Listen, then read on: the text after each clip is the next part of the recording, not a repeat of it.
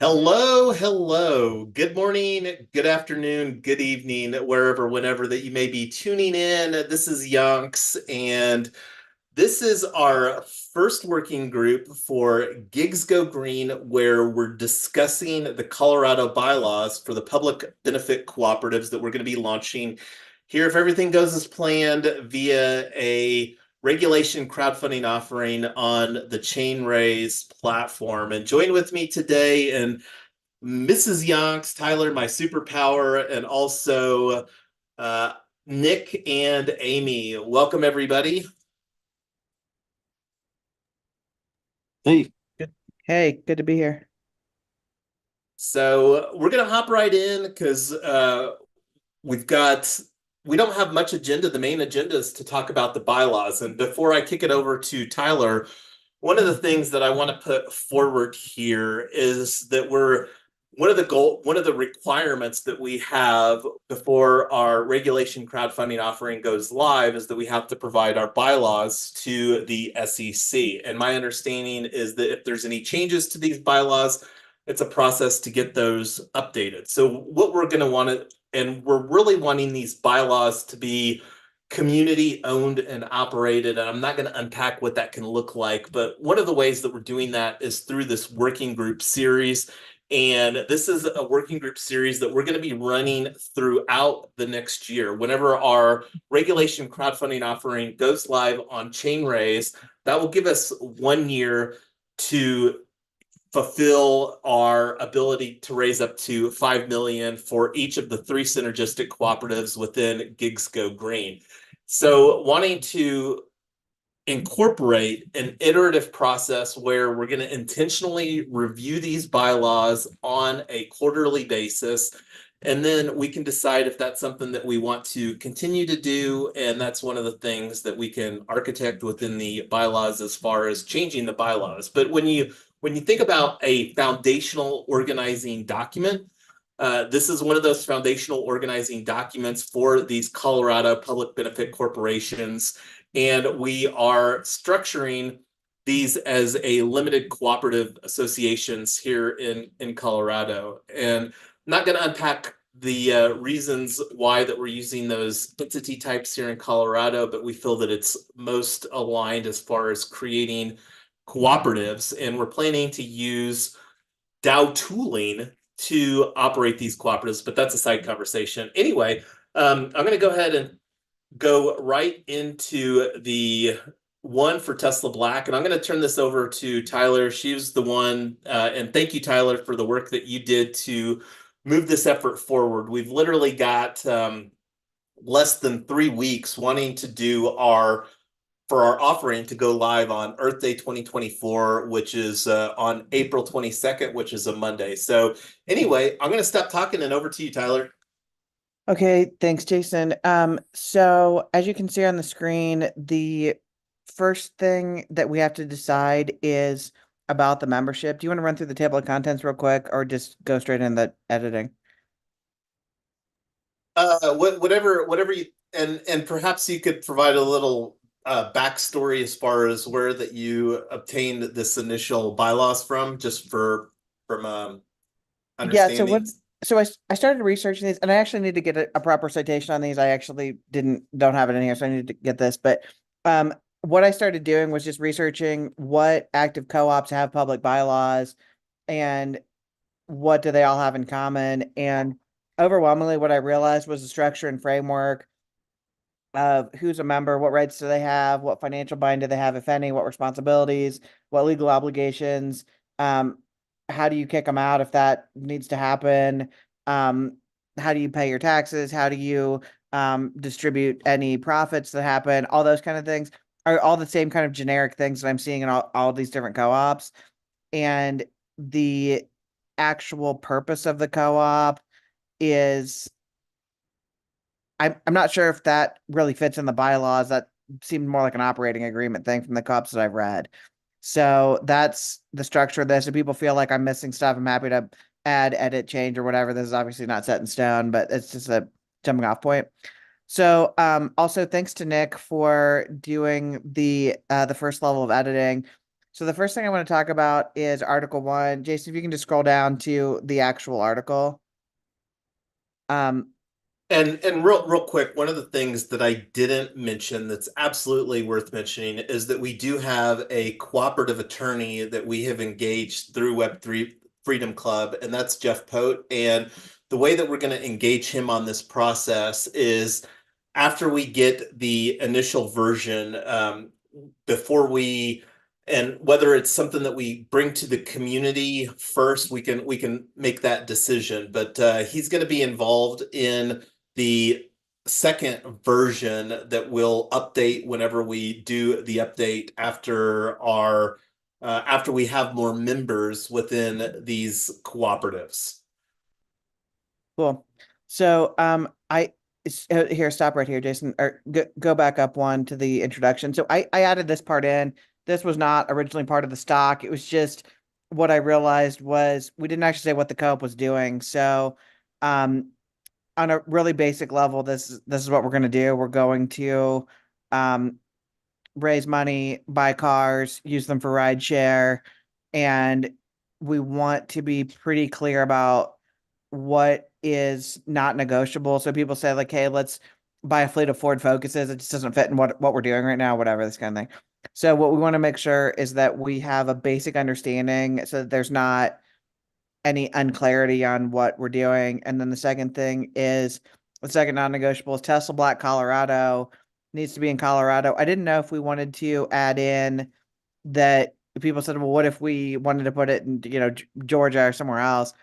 We're planning on having these in every state that we have the demand for and the money for. And I don't know if we wanted to nix the outside the US. And let me actually just specify here is that when we do expand into another state, it won't be using this entity. So I think that we should really change this section here to, and I don't know if it makes sense to talk about that, but this entity that we're talking about here, P token ID, TBK, Tesla Black, and I think that we should probably make this say Tesla Black of Colorado or some clear indicator, or maybe even just use the TBK CO. Yeah, just make I think TBK that's CO, and probably then the yeah. Yeah, let's just do that, and then just put a note here to. And I'm gonna do a comment here real quick. I'm gonna just put it right here, and I'm gonna put it at the top actually. Comment. Where's my comment thing? It's the pencil next to the edit button on the top right. This one? Yeah, click the pencil, and then you hit suggestion. No, go back to where you were. Hit the editing button, and then hit suggesting, and then it redlines it. I thought there was a comment. Anyway, I don't know if it's because I'm in a print layout. Anyway, we'll get that commented. So, and yeah, and this, however, that we want to change the verbiage on this is that this entity is for the sole purpose of Colorado, and when we, as a Gigs Go Green community, decide to expand into another state, and that's one of the things that's pretty exciting about this Gigs Go Green model is that we're intentionally architecting on a state-by-state basis. And one of the reasons that we're doing that is so that people, because like one of the problems that we're looking to solve with this model is by allowing people to invest into this entity, TBK CO, Tesla Black of Colorado, and see that capital deployed within their own local communities. And like just to kind of plant a seed, two states that are most high on our expansion for several different reasons are New York and Minnesota. And I'm not even going to unpack that Jason, there, but go ahead. You're getting off Yes. point here. Let's get Thank back you. to it. Back to you. Okay, thanks. So go down to the next one, articles of classes of members. So the first thing that we need to talk about is later in the document, Article 3 talks about all members having voting rights. We need to define whether it's active workers and financial investors. Do they both get voting rights? And so that's the first question is, do financial investors only, non-workers get voting rights in anything? No, we're definitely wanting and this is one of the things that we're going to be creating an opt-in governance where the financial investor and this is one of the things like as a part of the onboarding of gig workers and primarily Uber and Lyft drivers that this model is for the primary benefit of will have a education process as far as how that they participate in cooperative governance. And then similarly, the investors will have to go through a similar process that's an opt-in. And basically, we're architecting a multi-stakeholder opt-in governance model. And as you said, the two main classes of members, and this is two main classes of members right now will be the gig workers and the uh, uh, token investors or the regulation crowdfunding investors. And it could be the same, but this is one of the things that we can limit it where, Okay, and fine, Jason. go ahead. Okay, fine. We got a lot to get through, so try to limit the commentary if you can. Okay, so to become a member, pay an initial capital contribution. 1.2 point B is, do we want to define what that is? Because I put we're going to determine it, but one of the things that people were saying was that, or the feedback that we got was, are we going to allow an earn-in for people that can't afford the buy-in, or is that going to be the $97? And that's just the buy-in, that's not optional. So the it depends on what class.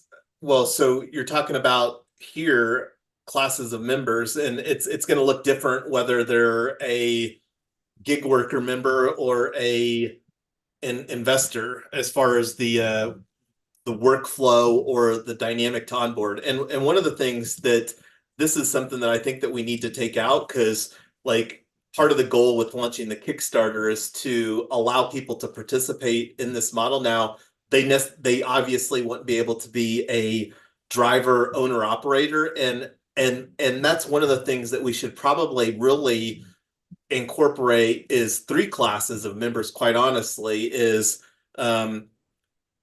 gig workers, driver, owner, operators, and then the investors. How would gig workers be different from the driver owner operators?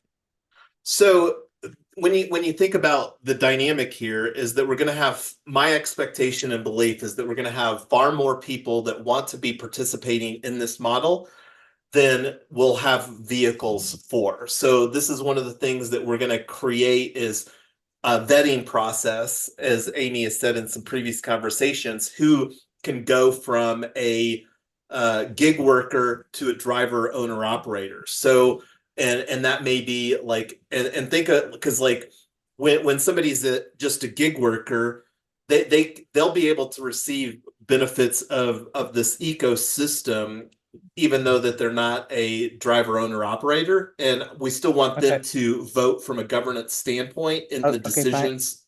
Okay, fine. Let's keep moving. So I'm adding in comments here. So be approved by the existing members. And 1.3, this is how we're actually going to do it, and we can obviously change all this. And this is something that I would probably take out. I think that to elevate from a gig worker to the driver owner operator, that's where there's this approval process that needs to occur, the vetting process. Okay, let's add a comment there. Applicable to promoting drivers to and we make reference to a disclosure statement. Is that a document that we're planning on creating?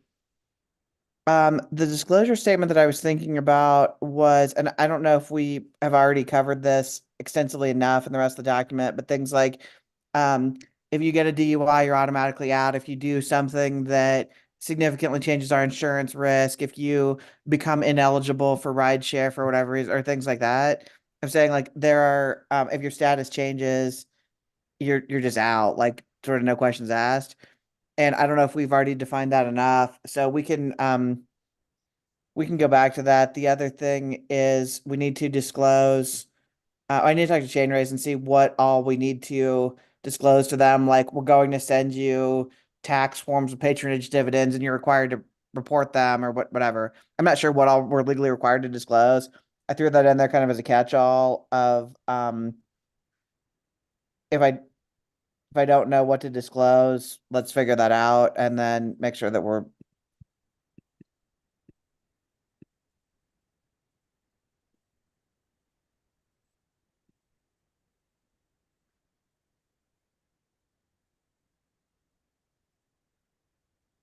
okay.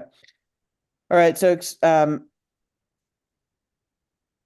acceptance of members, we just talked about that as the promotion. So let's keep going. We're still in section 1 and we're going longer here than I thought we would. So members may not transfer their memberships. One of the things that the feedback came back on was um I had originally intended this to be, if I'm a driver and I'm in, I can't just give you, Jason, my driver membership because I want to. If I pull out, then my spot just goes to the next person in line in the co-op through the process. It's not transferable. But I didn't also specify that you can't sell your interest if you're a financial investor. And um, I don't know if we want to specify that that you can sell it, or you can only sell it back to the co-op, or the co-op gets first right to refusal on financial things, or if we just want to specify this is only applying to driver members. I'm okay right now with the non-transferal component within the bylaws, because I mean, besides there, and I don't know what the 1 year lockup is, but like just from the investor standpoint, because that's the only transferability component that will have really a financial interest of transferring. And that's one of the things that we can kind of lean on Chainrace as far as getting some verbiage in here to incorporate that, because there absolutely is a 1 year lockup. And I don't know if that 1 year is from when they buy into our regulation crowdfunding offering, or if that's a 1 year from when the offering concludes. But that's something that I'm hoping that we can have some additional verbiage in. And again, this is going to be an iterative process over the next year. All right, let's keep going. The So, Go ahead, Nick. First right of refusal on there might be a good thing for us to hold on to. Maybe we just want to think about that, because if the co-op does want to take some of that ownership back from that person, that might be a convenient thing. I don't know. I could just see that being valuable. You mean, and this is something like buying back their So if they tokens or their sell, yeah, it's like you know the co-op can say no, we'll buy that instead. Like it gives the co-op an option to buy it instead of letting them sell to whoever. So they'll propose, generally this works like they propose a price. Somebody says that I'll buy your interest in this from you, and then the co-op could say no, we'll pay you that same amount, but we're going to take that, and that way the co-op can keep it in-house and it's not going out to anybody external or anything like that. I mean, we kind of have that buttoned up here with what this says, but it is an interesting option to keep things kind of in-house, if you will. I'm no, gonna and put that, it. and that I'm gonna put a I note in was here, Nick, that just says active driver members can't transfer their memberships.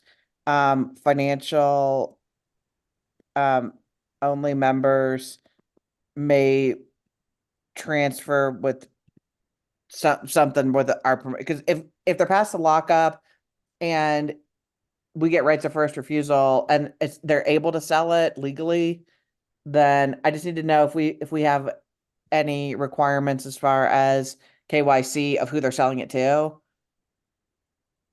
and again, I think that we should just curb that, because there's some regulation crowdfunding things that we have to comply to, and I think getting some understanding what that looks like, and then just incorporating that into here from a verbiage standpoint, because that's the main consideration. Because normally, Here, Jason, I let's keep going. Let's keep going. okay. Article 2, termination of membership. I tend to draft things more broadly of you have the right to resign because you want to. You can just let us know. You have the right to um, resign, or you have the right to resign just because death or disability. And then the question was expulsion. Um, I put for any lawful reason, and I was thinking that's when I was thinking like you you commit a crime or you like if there's any reason that we could do it that's not a prohibited reason to cut somebody. But the feedback was, do we want to make it more specific than that? I actually kind of like it as any lawful reason because it leaves it pretty broadly because I'm sure somebody's going to come up with something crazy and then we're going to have to amend the bylaws of the vote and whatever. Like if you commit a crime and you screw up the co-op, I'd like to just be able to call a vote on that. We already have 75% for expulsion, so it's a pretty high threshold. And I don't know if we want to change that to 51 or whatever, but I just don't want people to feel like we are trapping them in a business relationship with somebody who they feel like is not legally allowed to be in the relationship anymore.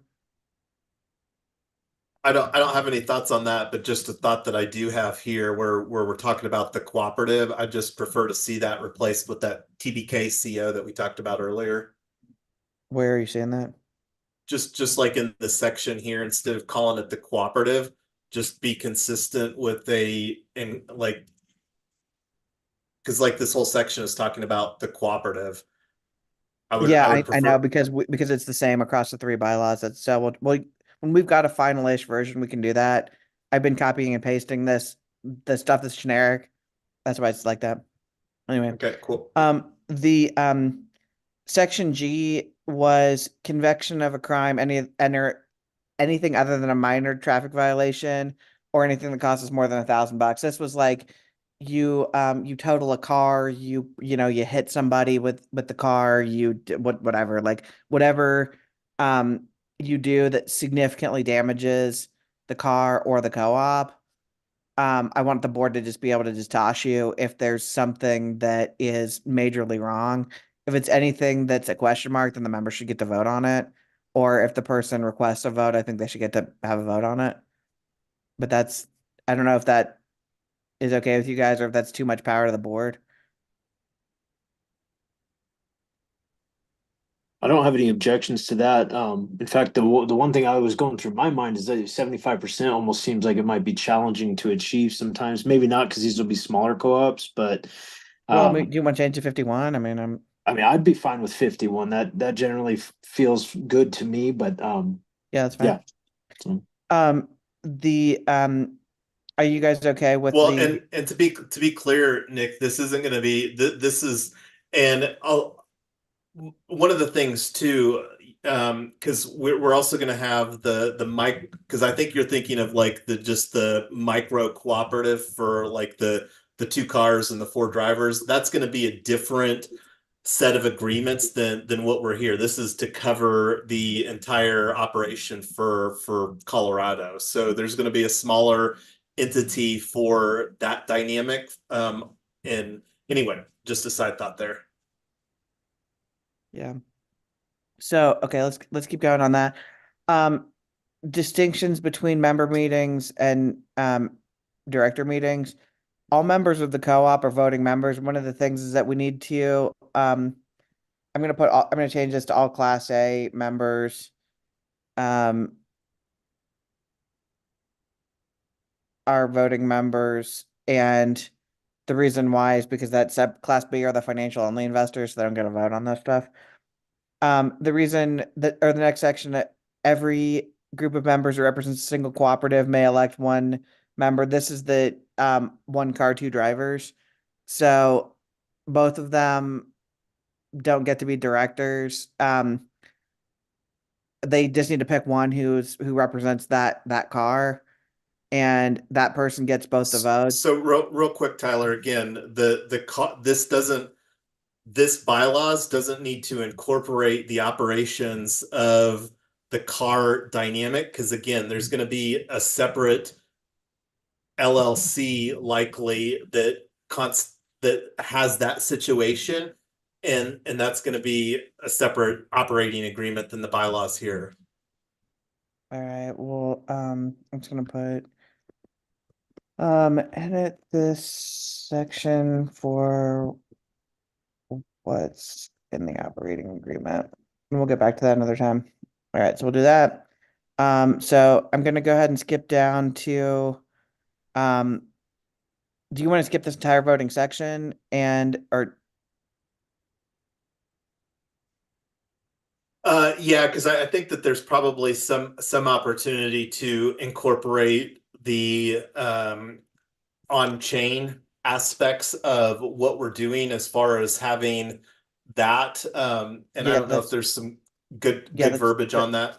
Yeah, that's fine. The only thing is that Nick brought up something about how on-chain doesn't necessarily mean permanent now. So I don't know if we want to address that. I'm not sure I understand that. Do you want to explain that, Nick, with the block replacement and the consensus voting with the DAO hack? Yeah, you can, a chain can be rolled back. So, I mean, that was, that's just something that you have to be aware of. It's extremely unlikely. It shouldn't happen. But there is a possibility that a transaction goes in and then is later goes backwards. And that can even happen through a reconciliation process where, you have two transactions that are submitted around the world at different places around the world. And it takes a while for the entire chain to come to consensus, and one of those transactions that were submitted at the same time, maybe they're exclusive, right? Only one can go in, the other one will invalidate the other one. The blockchain will settle on one or the other, and it's just through consensus. And that other transaction that looked like it was legitimate for a while will actually disappear off the chain. So it's just something we have to account for. This is why you see things like Coinbase makes you wait for a certain amount of transactions after like 20 or 30 transactions, and there's some statistics to be 99% sure that we would never have anything come back. Once you get out over 100, it's essentially it should never happen. But that's something I don't know if that's even necessarily a consideration, because unless we make a pretty hard pivot right now, planning on using snapshot.org for governance as far as proposals, and that's a off-chain mechanism. So if there is any sort of like on-chain rollback, because like we're using. Go ahead, Tyler. Let's keep going on that. Just Yeah. we got a lot more to cover. So as long as you're a member before 30 days, you can have it. We don't allow proxy voting. We written ballots. We need to reference somehow electronic snapshot or whatever. But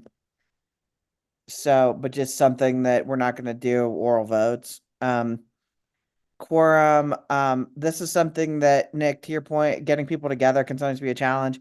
So if something doesn't require 51%, I just made the quorum 5%. I'm just saying if we just need to sort of do the co-op's business, that's not generally controversial or doesn't otherwise require all the voting members, then I just put it 5%.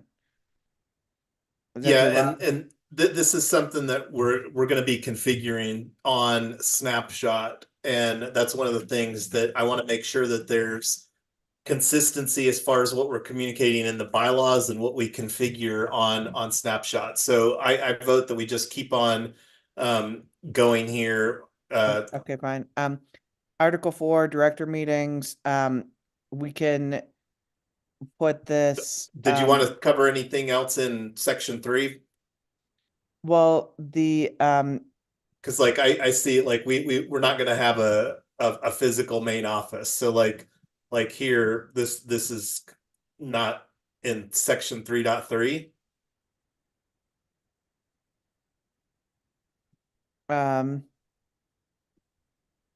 Yeah.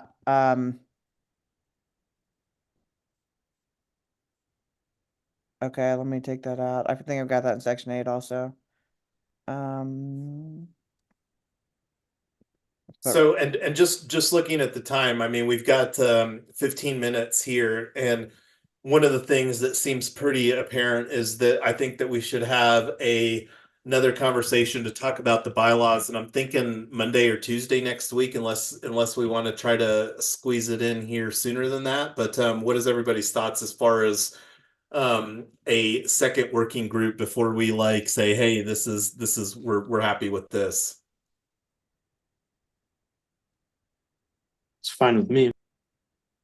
So I'll take a look at our calendar because like I said, the clock is ticking here April 4th and needing to get this over to Chainray so that they can add anything else so that we can hopefully be on track for our Earth Day launch. So I'll create the Let Us Meet, but go ahead, Tyler. All right, so you do that. Let's keep going on. Articles 4 and 6. I put directors can't serve more than 4 continuous years. I don't know if we want to say in any contested seat, you're out after 4 continuous years. What it was saying was if you lose your institutional memory if you're replacing your directors all the time, but I think we can do that with staggered votes. And I don't know if that's going to be a problem or if we want to say if there is if there are no candidates for a seat and a term limited director wants to keep going, then fine, but otherwise they have to step aside. I don't know what's more important, institutional memory or we could just throw in like an ex officio, like a emeritus director, whatever. So something to think about there. Yeah, and this is one of the things that I'm really hoping will get refined through having more people within the organization to really bring this more to a community consensus. So it's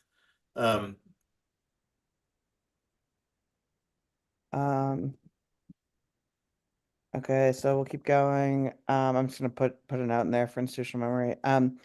Okay, Article 7, fiscal and financial provisions. The they're just asking for more details about auditing and financial reporting. I think we're gonna take care of that. We're gonna take care of a significant part of that with the blockchain. If you want to see the books, you can just look at them. We can just have links available and maybe have a tutorial. If you don't know how to look at something on the blockchain, we could just make a YouTube video saying click here, this is how you do it. no, I think that my expectation is that we need to use some technology that automates this type of a process on, like using like Dune Analytics, for example, or whatever. But that's something that we can, that again, this is going to be an iterative process and stuff like that. So We can also integrate displays of information that is on chain in a pretty easy way. yeah.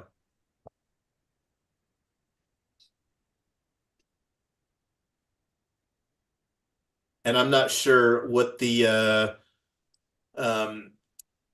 because one of the things wanting to do too is architect a return in the form of dividends for the investors, and I don't know if that's something that we have specified in here as well.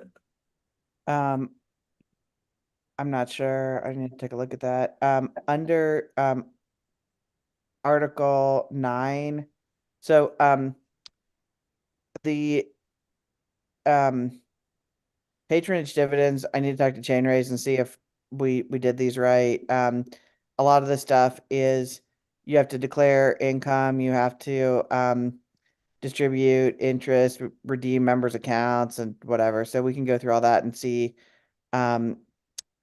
what this Well, and I don't know if Chainraise is going to be able to provide any guidance on that, because one of the opportunities that we need to find as far as a subject matter expert is somebody that's can help us with the subchapter T classification, which is the IRS designate primary benefit for cooperatives to minimize at the corporate taxation level. And that's where like the patronage dividends come into play and stuff like that. So Yeah, okay, that sounds good. So let's keep going. Article 8, corporate records. I know we're not going to have a physical office, but there's also references for things that we are legally required to publish in the newspaper. I don't know if the physical office might end up being in my basement or whatever, because I need to, I don't know if that's a requirement. If we can say, are we legally able to say we don't have a physical office? You can't, like, it has to be virtual only. So we just need to find that out. Well, I mean, we do have like the mailing address that we use, and that's one of the things that I think is Well, acceptable for. Go well, ahead. something that was in there was you're able to examine our physical records during standard business hours, and obviously you can't stop by the mail service and look through our books, and because that's not what they do. Well, Anyway, when you say in here, but this is somebody else's bylaws that you no, I grabbed. understand, but it, again, stock language. I don't know if it's legally required or not. That's why I didn't take it out. Well, So that's one of the things that we will have the opportunity through our here second we review process here, with Jason, Jeff Pote from a Jason, legal perspective I to yeah, I understand. incorporate that. Yeah, we got to keep going here. Um, Article 9, indemnification. We it's saying expand the definitions of what's indemnified and what's not. I don't know if I don't know if that language really needs to be expanded, but unless the directors feel like it does, and things like personal liability, that kind of thing.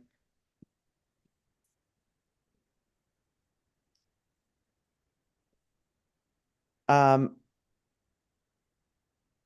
bylaws changes. This is where I put in the quarterly meetings, and then defined by voting members, and that's it. And just to kind of go off on a tangent here, and this is more for Nick to have some consideration, and we can have a side conversation about that. But one of the things that I'm really would like to do is get like the bylaws on GitHub or potentially Radical, which is I think that anyway.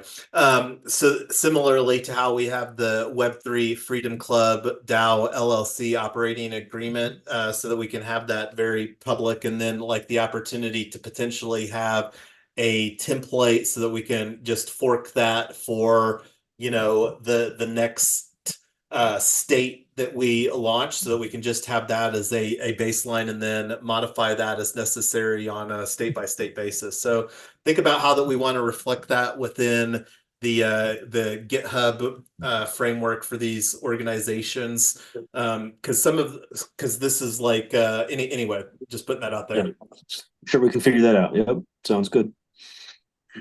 Okay, so that's the um that's most of it, and then we just have a couple more things to go And over. I on the bylaws changes here in Article 10, I would like to have some more specific language, like where we actually have a specific week, uh, and just break that out where we have here throughout, like April or May of 2025, uh, designated bylaws working groups where we'll have a similar format where people can participate in a similar manner at this, with hopefully a lot larger participation. Because again, really wanting this to be something that people are aware of, and yeah. So I'll take that as a personal action item to take a look at the calendar, and then this is also something that gonna circulate a plan to the plan as far as the forward plan to Jeff Pote, who is our Colorado Public Benefit Cooperative attorney that's going to be assisting to give a legal stamp of approval throughout the iterative process that we're building here for the bylaws changes. Yeah, and then just a couple more things, then we'll wrap it up. Accessibility and clarity. I am expecting people to come with a pretty wide variety of professional backgrounds, and potentially some people who English is not their first language. So I don't know if these bylaws if we need to do a side by side, being like, this is what this means, and kind of like the plain language side by side, if we just say, hey, if you have questions, just ask and we'll tell you, or um whatever. So I don't want, part of it is, I think that we're giving people, this is pretty member forward, so I don't know that we have a lot of liability to worry about because people don't sue you when you're trying really hard to be in their best interest. But I also know that sometimes people sue you anyway, because so, just something to think about as far as the that, and then um conflict resolution. This is actually something that Paul brought up from the co-op class that we're taking. Was he wanted a detailed description of how we had decided to resolve conflicts, and we I don't have a section in here addressing that, so I don't know if we need to add one or And surrounding that too, I think that we should also include like the uh class action and arbitration is the methodology. So I think that we should incorporate that somewhere here, and I'm not sure what section that would be best to incorporate that, but I think that that's categorically a similar dynamic of yeah. yeah, the their waiver severability,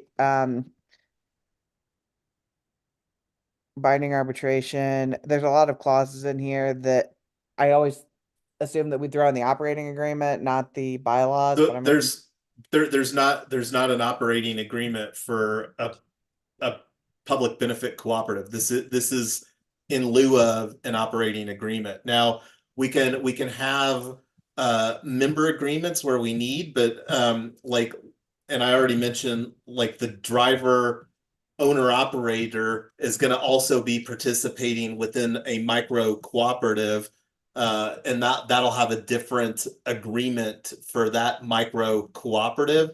But there we won't have the bylaws in the PBCs are the same difference as an operating agreement within an LLC. okay. Well, I'll throw in some conflict resolution language at the bottom, and then the last thing is emergency decision making, pandemics, natural disasters, economic downturns. Uber becomes illegal. Nobody's allowed to rideshare anymore, but pick some crazy scenario. Denver saying climate change makes Denver fall in the Pacific Ocean. Whatever. I don't know if we have to worry about several of those, but anyway. Well, One thing that is, we're go ahead, Nick. but the only other thing that's coming to my mind is, I don't know if we've addressed, can a member be an LLC? Like, I know you can legally join a co-op as an LLC, right? And that gives you personally legal liability protection. But I don't know for this particular bylaws, does this say anything about that? Is that allowed? So like if each of the members wanted to, start their own LLC to give themselves protection, liability wise, I guess. And I think that that's a question that we should bundle in with other, because it's absolutely a valid question. and Not only from a gig worker perspective, but the opportunity for an entity to acquire our tokens through our regulation crowdfunding offering. So I think that that's probably something that we need to incorporate, but we'll defer that to the legal professionals as far as getting that verbiage included here. Sounds good. um,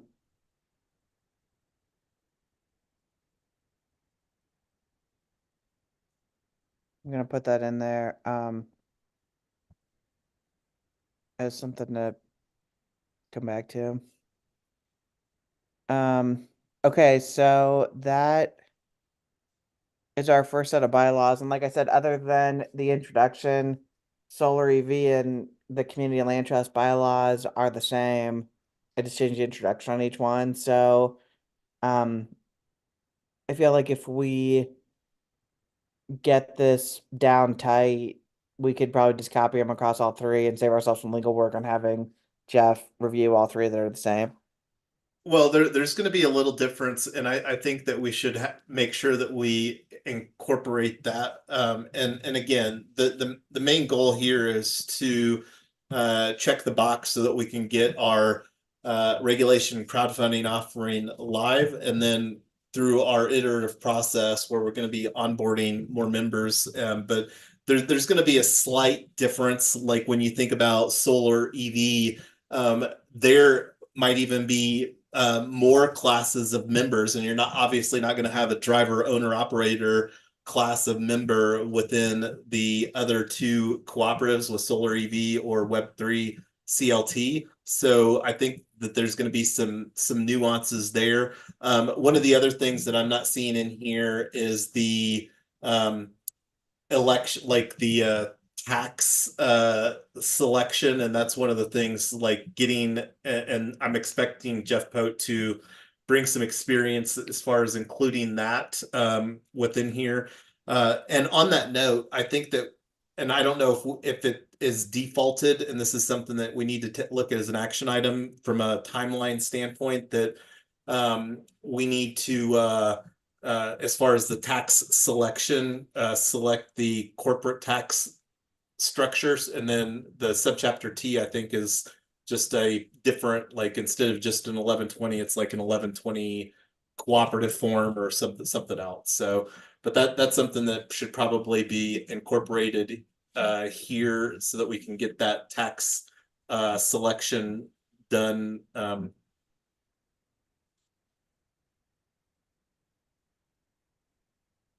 Yeah. Well, I feel good with that we're moving in the right direction, and I've got the action item to create the Let Us Meet so that we can get our second working group on the books for this. But anything else before we bring our first working group on the bylaws for Colorado Public Benefit Cooperatives that we're launching under the Gigs Go Green ecosystem, if you will?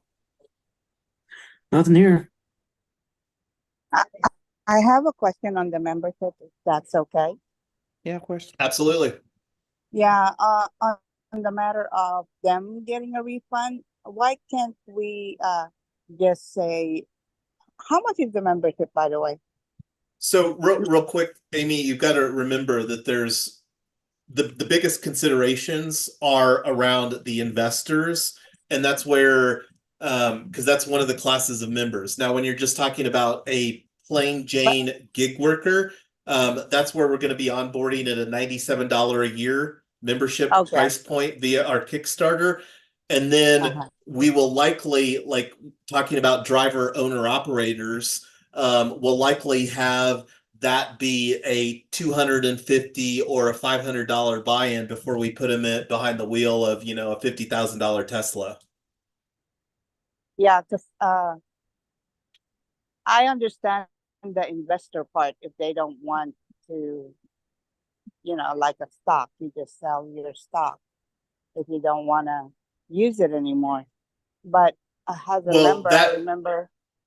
I gotta chime in real quick because it's not like a stock, like a publicly traded stock, because we right now there's the 1 year lockup for regulation crowdfunding, and then we're not having any conversations right now as far as establishing any liquidity like what exists in publicly traded stocks. So that's something that we'll be having more conversations. I don't even know if we'll have those conversations in 2024, but that's one of the things that we're looking to create through a P token exchange, and those conversations aren't even happening right now. So yeah, the other thing, Amy, is if you buy a stock, you sell a stock, it's instant. There's no work for anybody to do that on the back end.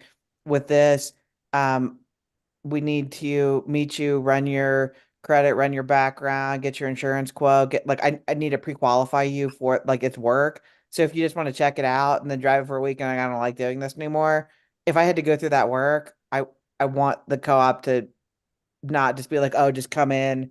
If you don't think you want to do this, then I want you to actually have a little skin in the game, because you can't jump in and out too. That's a little different though, because there's going to be I fully anticipate that there's going to be investors as a class of members that aren't drivers. So the driver consideration, and that's like I said, the driver situation is going to have a separate LLC operating agreement for that micro cooperative. I think the biggest consideration here, and this is again going back to the investor members that have financial skin in the game of what that will look like as far as them wanting to exit their financial position. And that's one of the things that we have to have a better understanding what that looks like surrounding the regulation crowdfunding offering.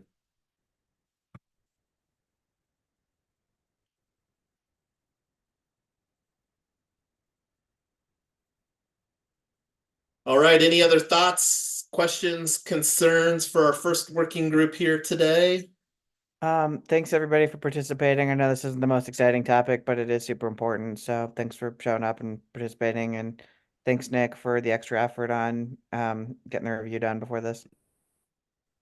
Yeah, no problem. Thanks, guys. Thanks for putting this all together. Well, it might not be an exciting Thank you. conversation, but limiting exposure is an important one. So that's one of the things that we really want this to be.